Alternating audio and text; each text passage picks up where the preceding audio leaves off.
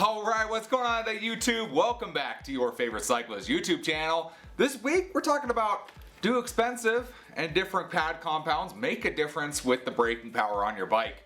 But before we get into today's video, if you are new to my channel, make sure you head down below, hit that subscribe button for me. If you already are subscribed, make sure you hit that bell icon down below. That way you get notified every time I upload. That way you don't miss any of this awesome cycling content on this channel.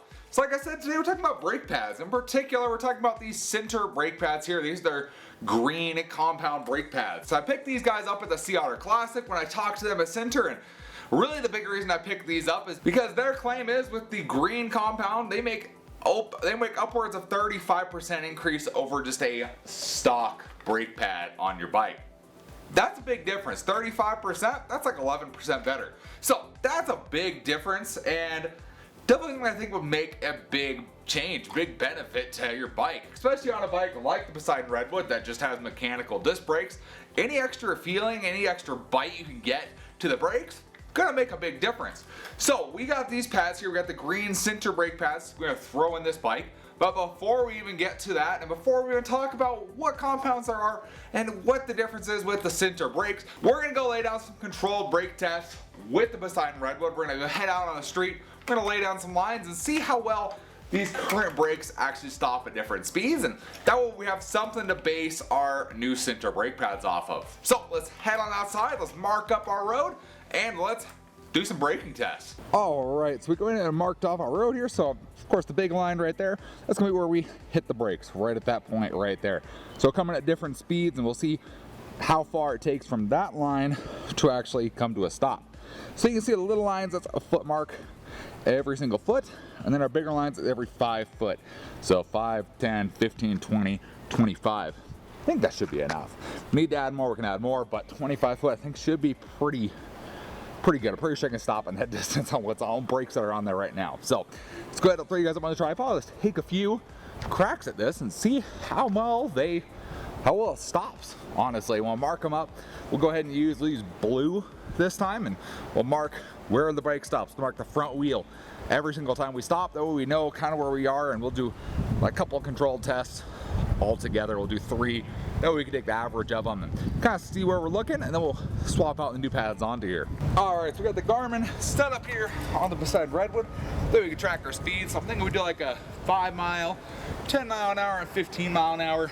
I don't know if I'm gonna be able to get above that, but we check our speed every time. For our braking, we're gonna put them right before they lock up. We're not gonna lock the brakes up, we're gonna put it right before that. Otherwise, we're testing more of the tires than the brakes. So we're gonna go right before we lock up, see how far we actually go. We got blue down there, we can mark the front tire every time. So go ahead, we'll crack out a 5 mile an hour. We'll do 3 5 mile an hour, 3 10 miles an hour, and 3 15 miles an hour, and see what we're looking at.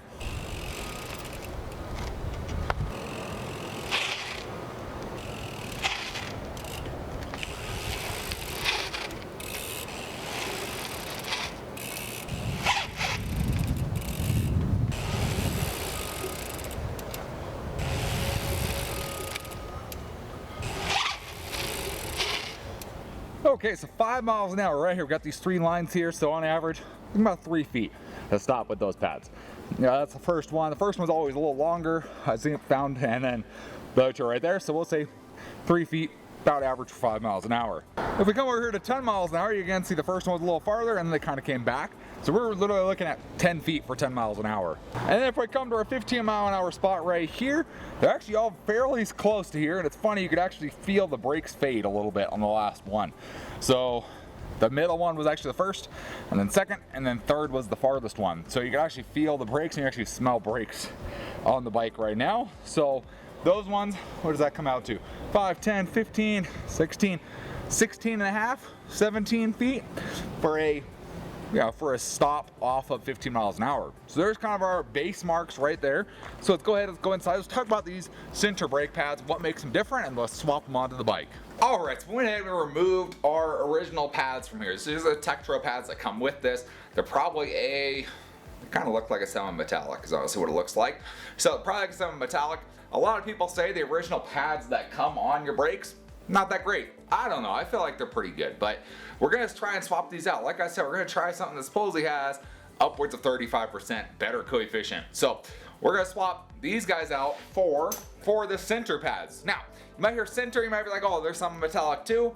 No, they're actually an organic pad. They get confused with Sinter metal pads. These are organic pads that are in here. So like I've said, they have a few different colors that mean different things and different kind of purposes for them. So they do have the red pads. Those are going to pretty much be like your just original stock replacement pads.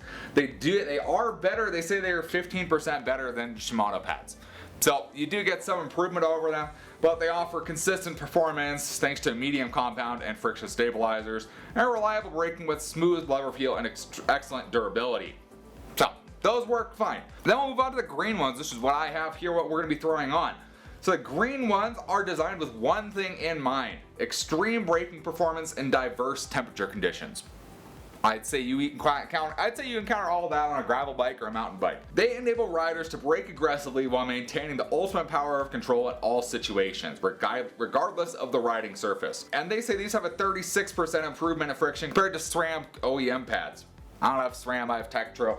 You know, they're not going to compare to Tektro pads. So you got the blue, so you got the green, of course, green, just like I got here. And then you have the blue right there. So the blue is going to be developed to provide constant braking power, high modulation, and comfort on the brake lever, as well as slow wear across all temperature conditions.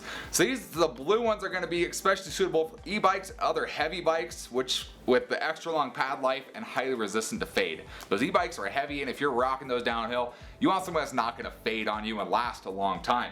Those ones, 27% improvement over a Shimano pad. Pretty good. So not as good as the green, but still pretty good. And then they do have the black as well, which is kind of one that I don't remember seeing at Sea Otter, but they do have a black here. And that one's the no compromise performance brake pads that are designed for no compromise riders off-road and on-road while still maintaining long-lasting life. Fine-tuned, slightly lowered friction coefficient. They provide high levels of modulation for excellent control on steep, wet, tricky trails and roads. So these guys, they don't say anything on here. These are like the ultra high performance ones. Actually, I do kind of remember hearing about these. These are the ultra high performance ones. So if you're like racing and you want to change your pads after every race, pretty good one there. But we're not going to do that. We're going to go for the greens that are going to give us kind of the best bang for the buck, and that they're going to provide, like I said, that like 35+% better friction than just the regular pads would. So pretty simple with these guys. So they come in a cool little container here. Probably one of the coolest things I've seen is this little containers here. So in here you have your instructions here for setting it all up. You also have what each one is in there as well for the different colors. And then you have your pads. And like I said, they are green. So you have green backing on the pads, and these ones are totally organic. You can completely tell that is an organic pad. So you get both pads here. So each set you buy is for one wheel. So you get two pads. You get the clip for the middle and then the new pin, all included in there. On this little fold out here, it tells you all about the pads, what they're good for. Aggressive bite for the greens, of course. And then over here it gives you your brake system run-in. So when you install new brake pads on your bike, you're going to want to do what's called a bed-in procedure. If you're going to notice when you put them on first, you're going to hit the brakes and they're not going to feel great at all, because they're just going to kind of feel like they're just sliding along the rotor.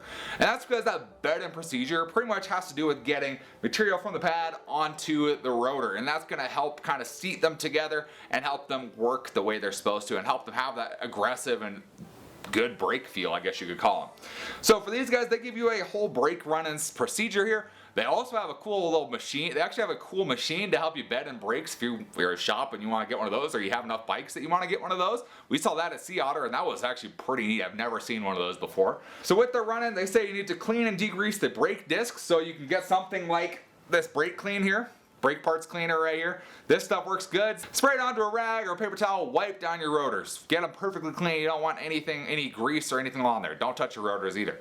So make sure you spray them down with something like a brake cleaner. After that, you can go ahead and install your new brake pads. After that, you're going to go for a ride out on the road. You're going to activate the brake gently 20 times in a row. So you're going to be pedaling around, activate it gently to let it kind of go on, and then let go, and then go on, and let go, and let go on, let go 20 times. After a while, apply hard braking 10 times, and then activate the brake aggressively 2 more times. Then you feel the power of control, is what's after that. So pretty similar to most bed-ins. Different companies say different things, but generally if you follow some sort of bed-in procedure, we're going to follow theirs exactly with what they say, but we're going to give that a shot and see how that feels on this bike. I think it should feel pretty good. I'm definitely going to change into my clipless shoes because that requires a lot of pushing on the pedals. So let's go ahead. Installing on these things, they're exactly the same as removing them. Essentially, you're going to put them together just on the clip, slide them up into the caliper, put the pin back through, and throw your wheels back on, and then we'll head outside and do some braking procedure. Alright, so we've got the new pads on, nice and green. You can kind of see they're green. And if I grab the brakes right now, kind of underwhelming, honestly. Like I said, this is because they're not bedded into the brakes. And if I grab a brake, you can easily spin the wheel. So let's go do that bed-in procedure. Get these all bed into the brakes like they're, get the pads bed into the rotors like they're supposed to be, and then let them cool. We'll take them to our test again and see if these really stand up to just the original Tektro pads or not. Alright, so we've got the brakes, new pads all bed in. We're going to do our test again. It's 5 miles, 10 miles an hour, 15 miles an hour. We're using red chalk this time. Let's go ahead. I'm thinking these are going to feel better. They feel decent. They feel a little bit better than the old ones did. So let's go ahead and do 5, 10, 15 miles an hour, 3 times each. Mark them down, and then we'll see how we fared versus the stock Tektro pads.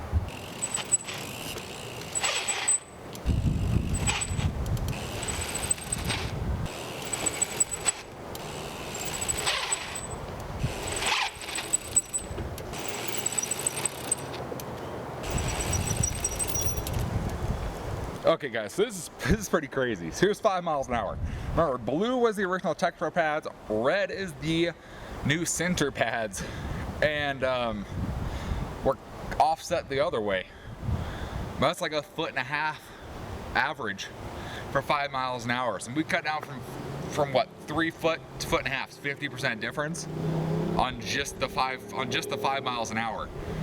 That's insane. I mean, this one here, once I really got the feel of it, that was my last one, or second one, it like stopped, almost stopped on a dime. Like within a foot, I was stopped at 5 miles an hour.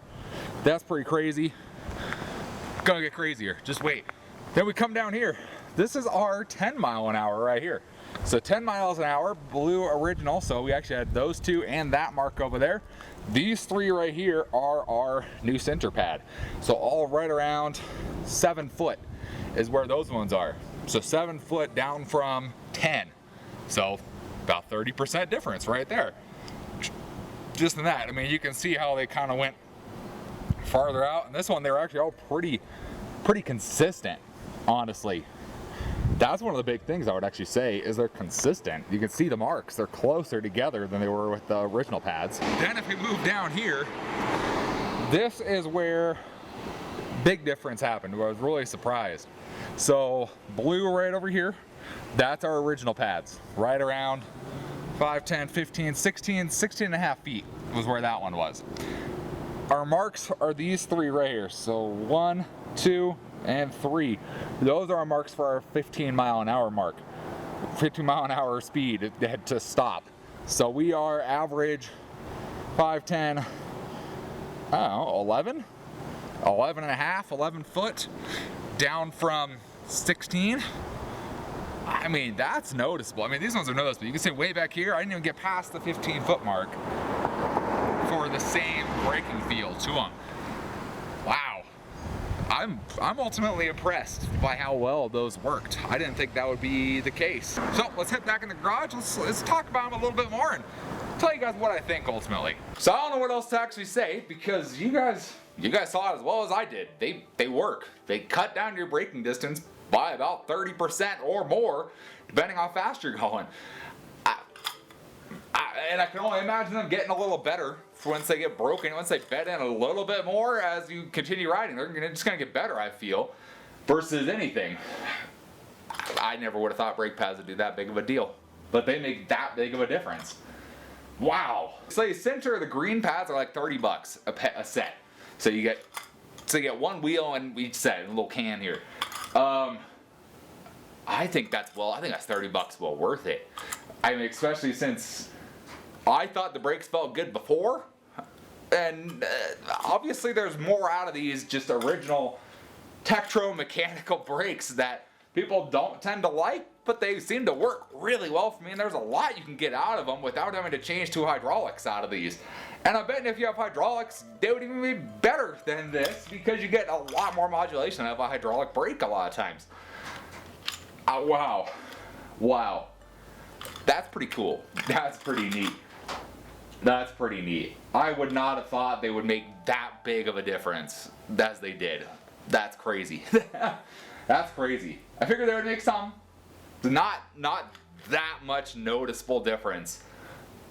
So, yeah, I'm excited to run these now. I'm keeping these on.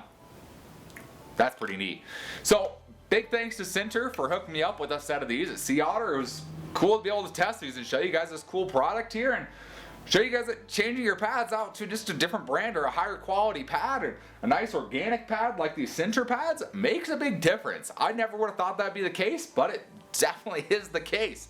If you guys want to check out your own Sinter pads and see what they got for your own bike, I'm going to have a link in the description down below. Check them out. Give them some love. They make some great stuff. They have all sorts of pad types available so you can match up to the style of pad you have, and you can get the ones you need. If you're like me and you have the Poseidon, you have those dual piston Tektro mechanical brakes, that is the green is the S2032 is the pad number for those.